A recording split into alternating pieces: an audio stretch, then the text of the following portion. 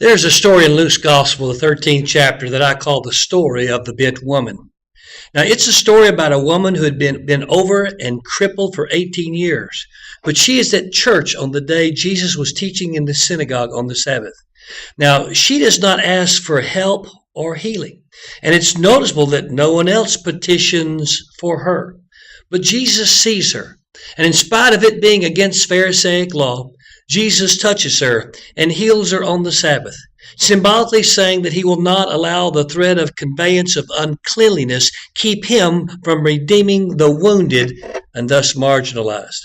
In this touch, as in the touching of a leper, the widow of Nain's only dead son, the woman with the hemorrhage of blood, and so many others, Jesus represents fellowship for those whose ailments have been denied them human contact.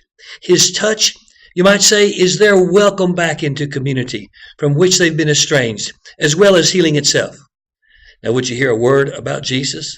Where Jesus is, you see, the kingdom is. Where Jesus is, things begin to be made right.